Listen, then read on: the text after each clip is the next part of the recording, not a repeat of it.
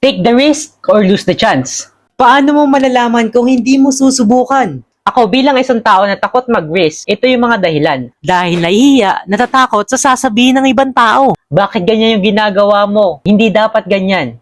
Dahil lang ba nahihiya? Natatakot ka? Hindi mo nasusubukan ng isang bagay? Well, ito na yung time para subukan mo mag-take ng risk.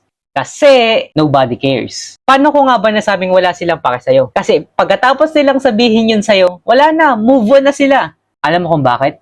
Because we have our own battles that we need to fight with. At ito, yung mga ginagawa ko ngayon, nahihiya rin ako.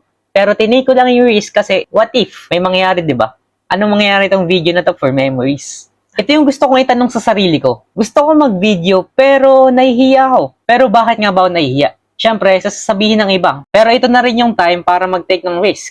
Kung ang dahilan mo para hindi mag-take ng risk is kulang yung gamit ko, ganto, ganyan, well, Ang pinaka-the best na bagay is yung mga bagay na meron ka ngayon. Kasi everything is temporary. Kaya sulitin mo yung mga bagay na meron ka ngayon kasi in the future, mawawala din yan.